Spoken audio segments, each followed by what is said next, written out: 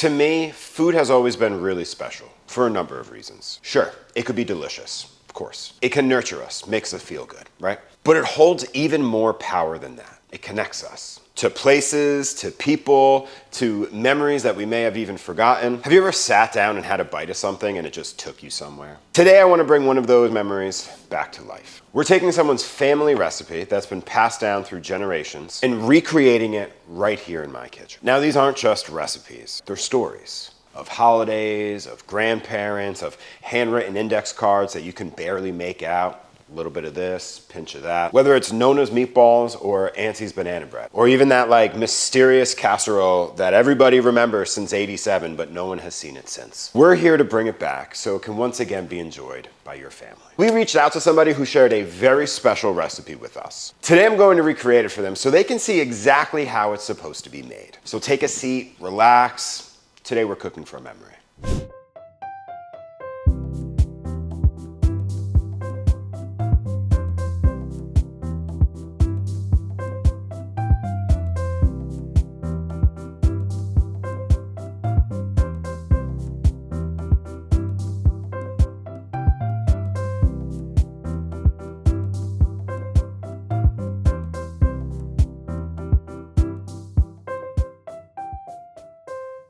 So today's a very special episode for a few reasons. For one, it's the final episode of our season.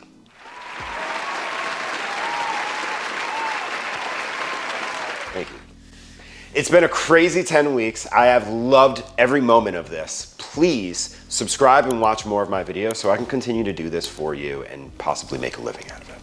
We are cleared for our second season. We will be dropping that probably very shortly after the new year, but in the meantime, we will have some mini seasons coming out. Maybe a little holiday handbook for everybody, I don't know. Maybe even like a little bit of a Brett's class, maybe.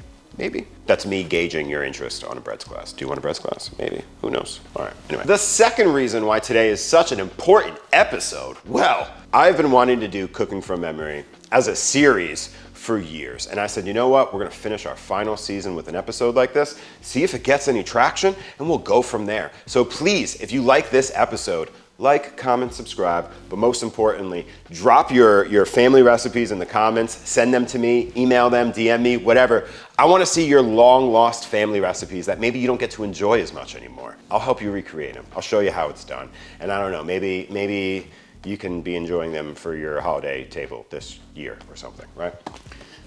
In my hands, I am holding Janie Romanello's family recipe book. This is such a cute idea. Everybody should do this. If you don't have a family recipe book, you could still send me recipes and do stuff. I'm fortunate enough to have an actual physical copy here in my hand. And I want to show you a little bit about this book and a little bit about Janie's family. This is a book of all of the recipes that her mother has collected and made for her family on holidays, celebrations, special occasions, that sort of thing. And she compiled all of them into a book as a wedding gift for her niece. It's a genius idea. This way, tradition could be handed down to generation, although there are a few recipes in this book that they have some questions on. That's when I come in. I've been combing through this book for a couple days now, and I love all of the pictures, right? Look at these. Isn't that so cool? Like little pictures of things that not only of like families and like the dishes and stuff themselves, but my favorite part is there's original photos, here you go, of the actual recipes handwritten by her grandma. What? That's so sweet. That's so amazing. I love that. This is for Grandma's manicotti or manigot. Grandma Lolly's favorite, Brenda's pound cake. Now, if you don't know, pound cake is one of the oldest cake recipes known to man. Basically because before we really knew anything or had scales or had measuring cups or anything like that, they would essentially just take a pound of each ingredient, put it in a bowl, mix it up, and bake it. Boom. That's how pound cake was born. So it's not named because it should weigh a pound. It's named aptly because it had physically a pound of everything into this recipe. It's pretty cool. This pound cake is a little bit different. It's got stuff like margarine, cream cheese, sugar, eggs, cake flour, a little bit of vanilla, and then it's got this really interesting glaze. Look at this cutie right here. Ain't she cute? I know her. Hey now. So I want to dive into this. I am going to show you on camera exactly how we would go through all of the steps in making a traditional style pound cake. I will be honest, the instructions are very grandma-esque, if you will. It's 2 sentences. So no wonder why you're probably having a little bit of trouble. So the first order of instructions here is to preheat your oven to 350 degrees, which I have done. The second thing you need to do is to grease a tube pan. This is a tube pan, not to be confused with a bundt pan. They are 2 different things. What are the differences? Well, a tube pan has a removable insert. This comes straight out, it's easy to clean or whatever. A bundt pan is really just the same exact shape with a cylinder coming through the middle, but it is not removable. The bottom usually ends up being the top for a bundt pan. If you have 3 little feet at the top of your tube pan, don't remove them. It actually holds a purpose. When you make other types of cakes, for example, an angel food cake is actually inverted after it has been baked. Sit like this. The feet kind of help balance and sort that out to give less pressure as it is resting. Now, I know that back then they used to just take a little bit of butter or margarine, they used to just rub it on the inside here because they probably didn't have Pam cooking spray. We do, so I'm gonna use it. This is a very easy recipe. It's using the creaming method. I know that by looking at the order of ingredients. I don't know that by the instructions because again, the instructions are very bare, which a lot of your recipes at home are probably the same way, if you can even make out grandma's handwriting on her index card. Everything should be at room temperature, like anything that you are baking. I have a stand mixer, although they went into a mix master. That's a mix master. Pretty sweet, right? I have a KitchenAid, kind of like the modern day mix master, if you will. I have 3 sticks of margarine or shortening.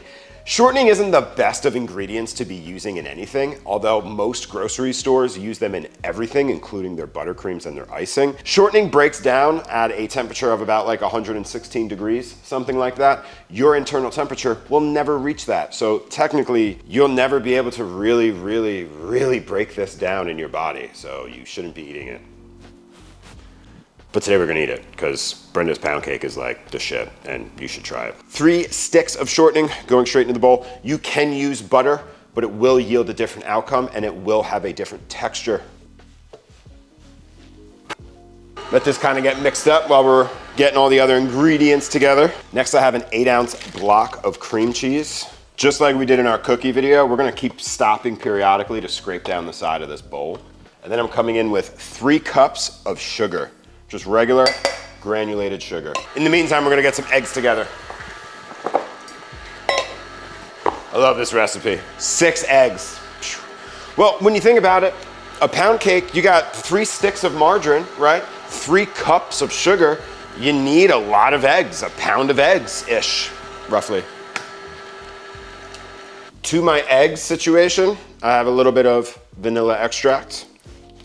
We're just gonna add about a teaspoon of vanilla. Again, we have this beautiful consistency here. Look at that. Look how soft and beautiful. I love it. Scrape down your side, right? Yum, yum, yum, yum, yum. This part is very important because I tried to do this another way and it didn't come out quite the same. This recipe not only calls for a specific type of flour, but a specific brand of flour. I have used other cake flours and they're really not the same. You have to use soft as silk cake flour. So I have some sifted cake flour, soft as silk brand by Pillsbury. It's the go-to, according to Minette. Who knows? We are going to do this in 3 parts. So I guess technically you could say you're going to add a cup at a time.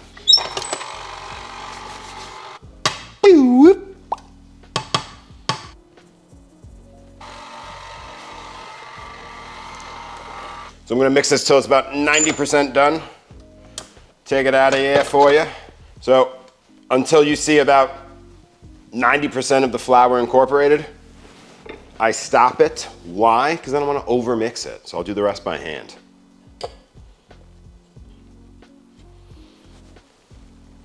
So I actually like scoop it and then try and like you have a little bit more control of where it goes. And then I like to just kind of like smooth out the top to make it even. I got a hump over here. Let's kind of move that over there. You know what I mean? Now we're going to bake this for 75 to 90 minutes. You want to check on it at that 75-minute mark. You can insert a skewer or a toothpick into the center. We need that skewer to come out clean. In a 350-degree oven she goes. Good luck. Oh my God. That cake is super heavy. All right, so you know your cake is done when you can insert some sort of skewer or toothpick and it comes out completely clean. Now this cake needs to rest for about 30 minutes before we unmold it, and then it's gonna rest it for another 30 minutes. In the meantime, we need to work on the icing. I have a small pot, I have a cup of sugar, and then I also have a cup of orange juice, no pulp. The brand really doesn't matter. You can even use fresh squeezed orange juice. Bring this up to a boil, and then we're gonna cut it off. So it's been about a half hour. Our cake is pretty cooled. It's still a little bit warm to the touch. That's totally fine. It's a very dense cake. It's gonna retain a lot of its heat. We're gonna come in with a knife and very gently, very carefully separate the cake from the outside wall. Cake should be separated, and again, it's in a tube pan, so we should be able to just pull this right out.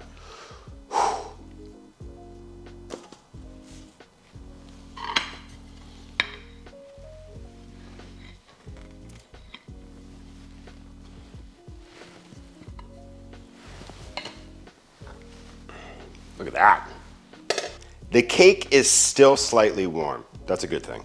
Now I have some hot orange sugar butter syrup that we made. We're gonna take a little bit at a time, little bit. We're just gonna kind of spoon this onto the cake and let the cake absorb it. You're gonna wanna take your time with this. Don't pour it all over. You're taking about a third to half of this syrup and we're going to put it into the cake. This is going to help the cake stay very moist. It's going to help flavor the cake. Let that kind of sit and soak all that in. Meanwhile, I got a bowl here with some confectionery sugar. That's powdered sugar. We're gonna make like a nice little icing for the top of this cake.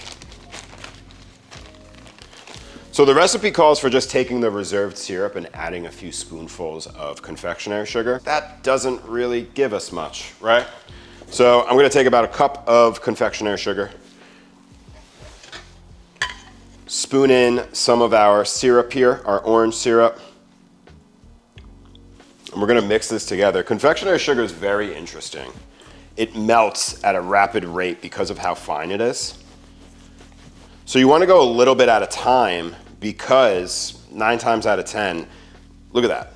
You see how fast the powdered sugar just kind of evaporates? We do need a little bit more of our syrup because we do want this to be like a spreadable consistency, an icing consistency.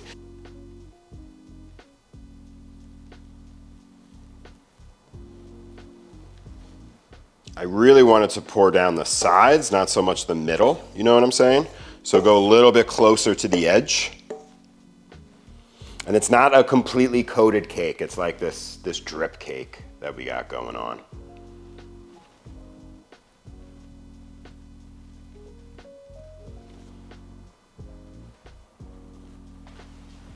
Look at that. Ooh, I love that. I love that. We're gonna give this cake like a 20-minute rest right now before we dive in and try it. So now we're at my favorite part, diving in. Let's see how we did here. Wow, it smells so good.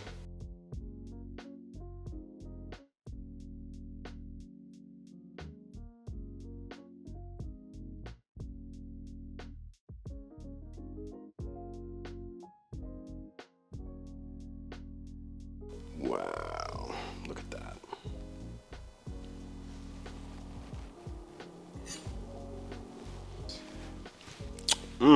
The texture, it's so moist. Oh my gosh. All right, let's dive in, right? Get a little bit of that icing in there. Wow, look at that bite. Look at that. Wow.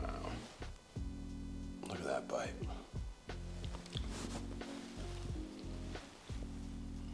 Wow. Wow.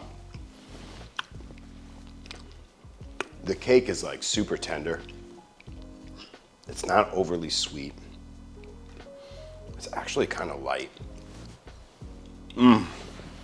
It's very moist.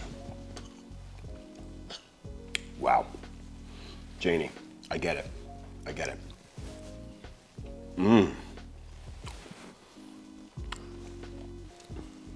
This is incredible. Wow.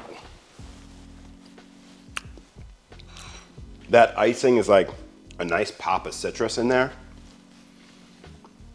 As you can see, sure, this cake took a little bit of time, right? Almost all day, but it is worth it. It is so good. I wish you could try this. I wish you could, but you can't, man. I'm sorry. Wow.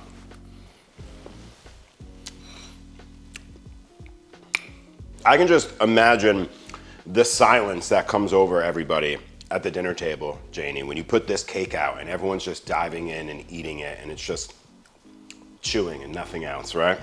This cake is so good. Look at that. Can you get in there? Can we get like a little sweet shot in there? Look at that. Unbelievable. Really, really delicious cake. And just like that, with a little help and a lot of love, we brought someone's family recipe back to life. Sometimes all it takes is a little crumb of memory to unlock a whole story, and a cake to remind us where we came from. This was never just about the food.